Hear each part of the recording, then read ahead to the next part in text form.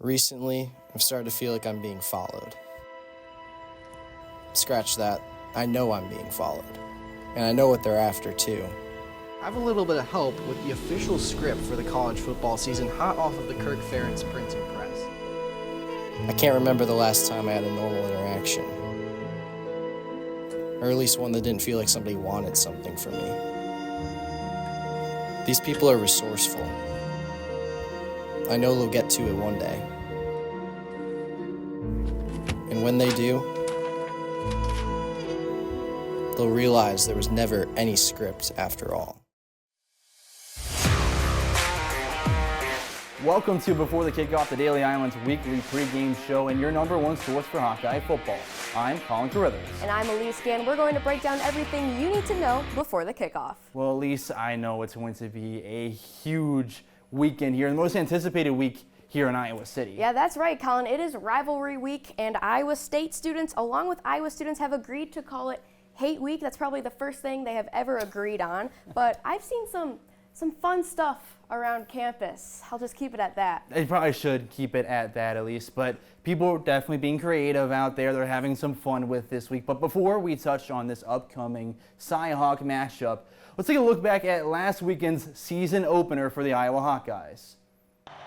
Football season is back, and so are the Hawkeyes back in black. There's Hurricane welcoming the Great Danes of Albany. Opening drive of this game, Drew Stevens lining up for a field goal gives Iowa that 3-0 lead early on, but Albany would respond with a touchdown of their own. QB Jack Shields finds a wide receiver in the back of the end zone. Albany takes a 7-3 lead in the second quarter, so Iowa trailing early, trying to find some offense, but it's a new quarterback, Mark Gronowski, finding Caden Weegan for a 2-yard passing touchdown. It's the first touchdown in the black and gold from Mark Gronowski. He would find a second one a little bit later in the corner, keeps it for himself, and it's his first rushing touchdown as an Iowa Hawkeye. Watch this part here, though. Celebrating with his teammates after the touchdown, giving them a 2-score lead, and then he goes down there with some cramping issues. Trainers come out. Remember that for a little bit later. We head to the second half of this game. Drew Stevens lines up for a 55-yard field goal, and he nails it. A career best for Drew Stevens. Obviously, he's hyped up with his line right there. And then now you see the quarterback, Hank Brown. Mark Gronowski was pulled from the game, didn't want to risk an injury. And it's the tush push for an extra 6 points. The Iowa Hawkeyes win 34-7, and Kirk Ferentz becomes tied with Woody Hayes as the Big Ten's winningest coach. And at least I know it was a little slower out the gate there for the Iowa Hawkeyes. We were there just in attendance, but I mean, they talked about a media day on Tuesday, just getting the jitters out of the way, but we were checking out that depth chart, and there seems to be a few tweaks to it going into this Cy-Hawk matchup. Yeah, Colin, and that's why we'll send it to Jake Rios in the newsroom, who will give us some updates on this Iowa roster. Thanks, guys. And after the Hawkeyes defeated the Great Danes in the great season opener, we did not see them fully escape without any injuries. Most significantly, star sophomore running back Kamari Moulton. Head coach Kirk Ferentz says he's still unable to decide a time that he'll be able to return after he's been out with a shoulder injury. Kind of where we stood Saturday night. Moulton will not be able to play. Kamari, don't see him playing. Probably a couple of weeks, I'm guessing, but yeah, I don't want to pin it down because I really don't know. But it will definitely not this week. But not to fear for the Hawks, because he is replaced by another sophomore running back, Terrell Washington Jr., who proved his role by leading the team with 15 carries for 69 yards in the win over Albany. And it doesn't stop there. Redshirt freshman Xavier Williams is right behind him with an impressive 11 carries for 122 yards and a touchdown in the win. And with injuries to wide receivers Reese Vanderzee and Jarriett Bowie, Dayton Howard looks to be taking the role alongside senior Sam Phillips for the start against the Cyclones. Finally, as we take a look towards Iowa's highly touted offensive line, the left tackle position is claimed by sophomore Trevor Locke, also positioned with incredibly huge shoes to fill. As the two linemen before him were playing in the NFL, both Mason Richmond and Alaric Jackson. Here in his first start against Albany, and feels at home as the left tackle position. I definitely think it took me a drive or two to just kind of get my feet under myself, get the jitters out of the way first time starting and stuff like that. But after the first drive, I kind of felt like myself again, back to my old ways. It'll be his first trip to Ames along with a lot of younger Iowa players, but they claim to be optimistic for the challenge. Now we'll send it back over to Lisa and Colin for a breakdown. Guys? Thanks, Jake. I know there's a few significant changes to the depth chart this week, mostly with Kamari Moulton out, but there will still be a really close game, Colin. Yeah, absolutely, Elise. It's a battle year in, year out, no matter how good or bad the teams are on either side of this rivalry. But this year, I think we're absolutely blessed with both teams being really competitive, and offense might actually be noteworthy in this rivalry for once. Yeah, Colin, Iowa State already 2 games and 2 wins under their belt, where they've averaged 39.5 points and are coming off a 55-7 win against South Dakota. They're led by third-year starting quarterback Rocco Becht, who in those 2 games threw for 461 yards and 5 touchdowns on a 68.8 completion percentage. Yeah, that makes it his 20th consecutive game with a touchdown pass, and he just keeps improving in each game he's played. He's found ways to win, especially against Kansas State in week 0 over in Ireland. Even his run game has improved over the past few years. He rushed for 400 yards last season. Deshaun Lee gave us an insight on how much respect the Hawkeye defense has for him. Yeah, he a pretty good quarterback, man. He liked to he pretty poised. He liked to get it out quick. He got his reads. He liked to audible change things up based on what he sees. So he's a good experience, nice quarterback.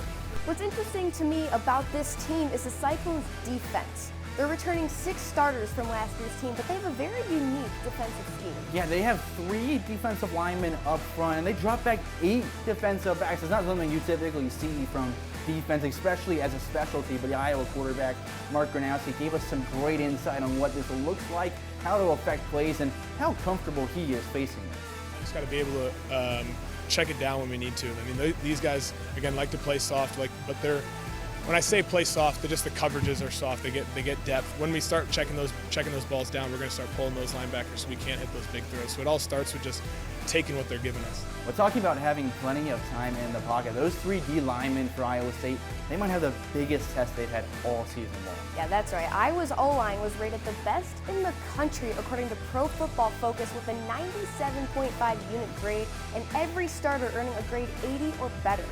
They allowed just 3 quarterback hurries against Albany last weekend. Well, at least both teams are very familiar with special teams and close finishes. We all remember last year's game where Iowa State had that walk-off field goal in Kinnick Stadium. It was a very quiet, somber scene here in Iowa City. And, well, I think we might see the same result again this year, and there's a good reason to have faith in both of these kickers. Exactly. One of these kickers could be the hero of this year's rivalry. Iowa State's Kyle Conrady just hit a program record 63-yard field goal in their last game against South Dakota, and Drew Stevens completed a personal best 55-yard field goal against Albany. I always love games when the other specialists are good, because their whole specialist unit is good as a whole. I would love to hit a big field, a bigger. Well, it feels like either team, if they cross the 50-yard line, they're going to be putting some points up there, and I think if either team wants to keep the other off the scoreboard, their defense is going to have to put up extremely clean games, but it's the atmosphere in this rivalry that is a huge factor, especially with the crowds at either stadium. Let's hear some of the players' thoughts about entering Jack Trice Stadium on Saturday. Focusing on your job, doing your 111th, man, and just counting on the other 10 guys to hold up their part 2 and do the job best of their ability. You just got to feel the energy. Don't let the energy to make you clam up at all or anything like that. So I think it'll be super fun. Yeah, it kind of gives you a little bit of chip on your shoulder, because you know that nobody's really cheering for you. Nobody's really hoping for your success at all. Lots going on in this matchup, but one of my favorite things that comes with these games, Colin, are the kid captains. Yeah, at least they're always really good stories. We both had the opportunity to talk to them, but I've got the story this week on kid captain James Hall and his incredible journey. 5-year-old James Hall is just like any other kid. He loves Fortnite and swimming, and he's just starting kindergarten. But his new classmates are soon to find out they won't always see him in class. James has been treated at the Children's Hospital for a little over 4 years, where he's been diagnosed with Langerhans cell histiocytosis, a cancer-like condition so rare it's diagnosed at a rate of just once every 5 years in the state of Iowa.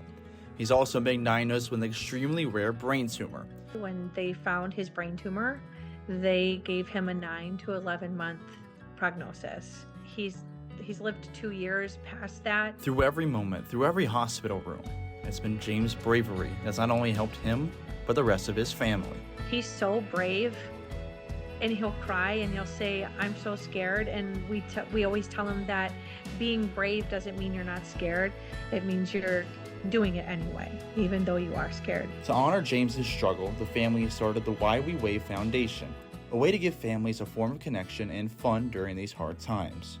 This year, they've raised money to bring 90 families to the UMass game to be down stadium level on the side of the wave they once thought they may never see. Instead of waving from behind the glass, we're bringing them to wave hello from Kinnick. So over 600 people are coming. And that's because of James. The family's hope for James is that being a kid captain is a great opportunity that comes from a tough situation. From the University of Iowa, Colin Carruthers, DITV Sports. Thank you, Colin, for sharing that story. I always love listening to the journeys of the kid captains. Yeah, I mean, just being able to even meet the families, meet the kids, and tell their story is always extremely heartwarming. But I think it's now time that we turn our attention to a long history between Iowa and Iowa State. There is indeed a ton of history behind this Cyhawks rivalry, and that's why we'll send it to Nick Isles in the classroom for a history lesson. Thanks, guys. Professor Isles here with your history lesson before the kickoff. This weekend, we've got one of the most historic rivalries in all of college football. Saturday marks the 72nd edition of the Cyhawk Trophy game as 16th ranked Iowa State Cyclones host Iowa at Jack Trice Stadium. The Hawks hold a 47-24 advantage in the series, and here's something to keep note of. Iowa has won the last 6 games in Ames. Caleb Johnson put the offense on his back with 187 rushing yards and 2 scores on the day. Iowa linebacker Jay Higgins set the tone early, picking off Rocco Beck in the first quarter. The Hawks were up 13-0 at halftime, the first time Iowa State had a scoreless opening half since 2013. But the Cyclones stormed back. Beck and the offense scored quickly in the third with a beautiful back shoulder catch made by Jaden Higgins to get the first points on the board. In the last 7 minutes of the fourth quarter, the game was at a stalemate. That is until Iowa State's kicker Kyle Conradi made a 54-yard field goal to beat the Hawkeyes, 20-19. Kinnick Stadium went quiet. Now, this game was no outlier as 11 of the last 13 games were decided by 10 points or fewer. 4 of the last 5 have gone to the road team. But to end on a more optimistic note for Hawkeye fans, Mark Gronowski will play at Jack Trice Stadium, where his father, Ray, once led Drake to a 20-17 victory in 1985 as the quarterback himself. A pretty cool chance for Cyhawk history and the Gronowskis. That's all I have for lecture today, so pencils down, and I'll send it back to Colin and Elise. Well, thanks for that, Nick. I'm going to be taking my notes there for some predictions later, and I always love a refresh, especially when it comes to the Cyhawk series. Always a good one to focus on, but let's put that aside for now and focus on Iowa's conference. A lot has happened in the last week, and a lot is upcoming, so we'll now send it to Ryan Paris for a look around the Big Ten. Guys, if you're like me and not willing to mortgage your car to attend the Cyhawk game this year, I have good news for you. There's still a full Saturday of college football to watch from the comfort of your own home, and I'll be watching it with this belt right here. Most Big Ten schools are playing a significantly lower tier school for an easy win this week, but there's still a handful of games that are competitive on paper too. When the Cyhawk game enters commercial break, flip your TV over to ESPN and catch some of the snaps of Illinois versus Duke. Last week, the Fighting Illini beat up the Western Illinois Leathernecks 52-3, and quarterback Luke Altmaier was nearly flawless, going 17 for 21 with 3 touchdowns, while the Illini backfield also tallied 209 rushing yards on the day. Duke had an equally impressive showing against Elon in Week 1. The game was tied 10-10 through 2 quarters, but the Phoenix offense issued a recall, and the Blue Devils took control to win 45-17. Duke QB Darian Mensah was 27 for 34 with 389 yards and 3 touchdowns as well. After beating Elon, the Blue Devils stock may be a little bit overinflated, but this is the first test for Altmaier and the Illini to prove they're worthy of a playoff spot come December. In the afternoon, presumably as we're all celebrating a Hawkeye victory, I recommend watching Julian Sayin, Jeremiah Smith, and the Ohio State Buckeyes drop somewhere in the neighborhood of 60 points on the Grambling State Tigers. Ohio State's narrow 14-7 win over Texas last week had me feeling like I was watching Harvard versus Yale in 1906, and don't get me wrong, as a Bears fan, I'm a fan of low-scoring defensive football games, but there's also a part of me that just wants to see Jeremiah Smith torch collegiate secondaries play after play. Smith was limited to 6 grabs and 43 yards last week, but the Buckeyes' Matt Patricia coach defense did the heavy lifting, stopping Texas on 4 of 5 fourth-down attempts. And lastly, we've got a banger of an evening slate of games around the Big Ten. Can Nico Iamaleava's Bruins right the ship against the 2-0 UNLV Rebels? Is Boston College a sneaky upset pick against the Michigan State Spartans? While both those games are solid, Michigan versus Oklahoma is my personal game of the week. Sam told you about Bryce Underwood in Michigan last week, and the true freshman QB didn't disappoint, tossing 251 yards and a touchdown, while running back Justice Haynes ran all over the New Mexico Lobos defense. But if you had to bet on any upset this week, John Mateer and the Sooners are a solid choice. Mateer came just shy of 400 passing yards himself against Illinois State, and receiver Keontez Lewis had 9 grabs for 119 yards and a pair of touchdowns. This one's going to be getting the primetime ABC treatment with kickoff set for 6:30. Guys, that's a look at some of the action around the Big Ten this week. I know you'll both be in Ames covering the Cy-Hawk game this weekend, but I'm sure you still have some games in mind that you want to check out afterwards. What are they? Thanks, Ryan. Colin, I don't know about you, but the game I am most excited for, Michigan-Oklahoma. Yeah, I feel like that game could go either way. I'm really excited for the outcome of that. I've got 2 games I want to bring up real quick. One is this Friday evening. Northern Illinois takes on Maryland. You all know what Northern Illinois did last year, taking on Notre Dame. I know Maryland not as prominent as an opponent, but still could be cool again if Northern Illinois takes that win on the road. But what game I'm really excited for is tomorrow at 11 p.m. Central Time. Sam Houston State takes a trip out to Hawaii. Sickos Committee, I'm going to pass the Hawaii test again this weekend. I typically do, but I promise I'm going to make it put on the record that I'm going to. But I think Iowa fans are not really too concerned about that game or some of their other Big Ten foes right now. No, they're certainly not. It is obviously rivalry week between Iowa and Iowa State, and although its environment is filled with hostility and hate, how about we lighten it up a bit with a quick game? Hello, ladies and gentlemen, and welcome into our second game show of this season. Tonight, we have 2 teams who will be competing in a quick game of Cy-Hawk Trivia. I will ask a question, and the team to smack the helmet while getting the answer correctly, the quickest will get the points. The questions will get progressively harder as we go on, so the points will increase with every correct answer. Question 1 is 1 point, question 2 is 2 points, so on and so forth. Let's meet our contestants. On Team 1, we have the juniors, Ryan Paris and Colin Carithers. And Team 2, the sophomores, Nick Isles and Jake Rios. How are we doing? Let's go. We're ready. We're feeling good. All right, we're ready. Ready. Well, ready as you'll ever be. All right, question number 1. We'll start out a little easy. Which team leads the rivalry series 47-23? Sophomores. Did you tap? I did. Yes. What's your answer? Iowa. That is correct. Can I get a bonus point if there it's we go. 47-24? No. Oh. It is, all right. All right, question number 2. Who won 15 straight Cy-Hawk games between 1983 and 1997? Sophomores. Iowa. Ding, ding, ding, ding. Correct. There we go. So you have 3 points We're on gonna the slap it. board. They're Let's slapping go. squirrely. I feel like that's Here we one of go. the rules. Come on, Here we go, Jake. Come on, Fish. We got the historian right here. All right, let's go. We're about to All right.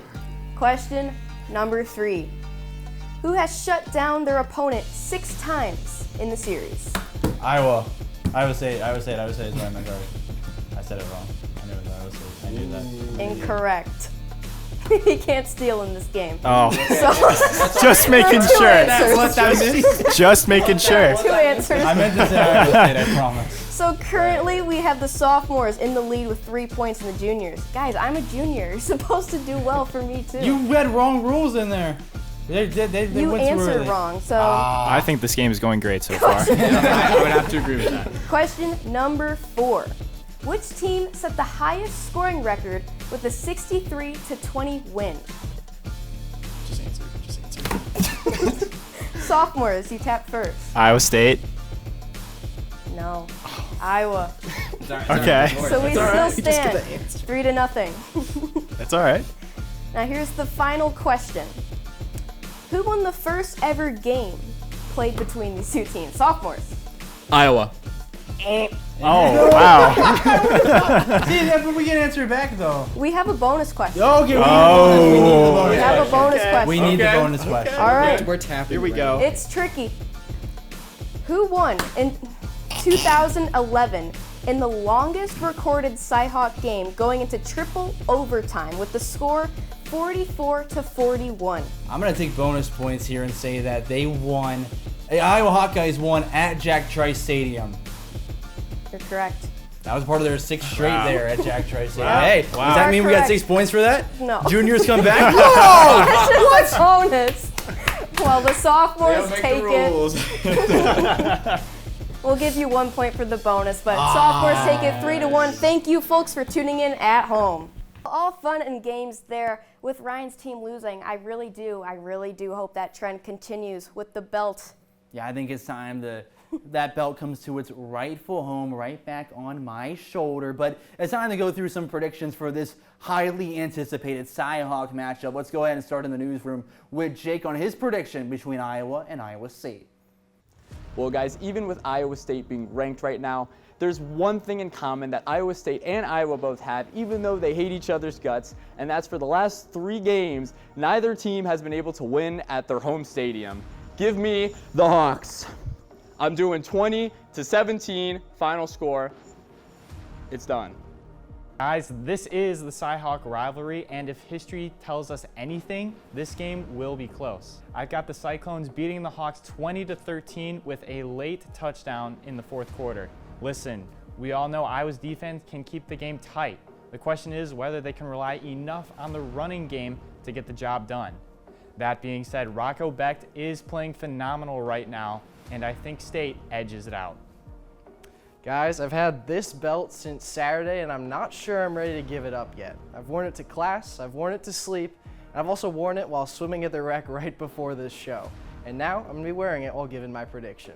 Let me start by saying last weekend's game didn't exactly fill me with confidence. Both these teams played FCS opponents last week, but the Cyclones scored 55 while the Hawks only managed 34. It's too early to tell how the defenses will look, but Iowa failed to force a turnover against Albany, while Iowa State forced 2 fumbles against Kansas State and 2 interceptions against South Dakota last weekend. With Iowa State looking to have a leg up in both offense and defense right now, I'm going to have to pick the Cyclones. It'll still be a close game, but I think Iowa State wins a real close one, 17-13. Well, Ryan, it sounds like you have a pretty clingy relationship with the belt. I mean, do not get overwhelmed. It's kind of a red flag. If you want, I can take it off your shoulders for a bit, let you relax, have some free time. You know what I'm saying? I'm just putting that offer out there. But as much as it pains me to say this, I have Iowa State coming out on top over the Hawks 20-17. I do think the Iowa defense will put up a strong fight, but I don't have the same confidence in the offense. 44 passing yards is not going to cut it against the 16th ranked team, and the Hawks can run the ball all they want, but the Cyclones aren't easy to get around and are prepared for the run game. Really? I mean, first of all, hold on. You're talking about how Ryan feels overwhelmed with the bet, but you're going to take it yourself. Right. Totally. That makes a lot of sense. And second of all, picking Iowa State, what is up with pretty much all of you guys? Jake's got the right idea. I'm going to be right alongside him. No faith for the Hawkeyes this weekend. I've got the Iowa Hawkeyes winning 24-22. I honestly think Iowa's a good matchup for Iowa State. I'm going to take my list of notes from the history lesson a little bit ago and use them here. This is only the second time Iowa State is ranked against Iowa in this matchup. It's the first time Iowa's unranked facing Iowa State since 1978. I know Iowa State won that game, but I think this is going to come down to a field goal. It's going to be a really close contest, and I do think Iowa comes away with their 7th consecutive win at Jack Trice Stadium. Well, Colin, it is official. You are nuts. Me? I'm the one that's nuts? You're nuts. How do you think I'm nuts? Because you're wrong. No, you're the one that picked the wrong answer to this game. Okay. I mean, did you just host a quiz for us okay, with all the right answers? Didn't you used to be a professor?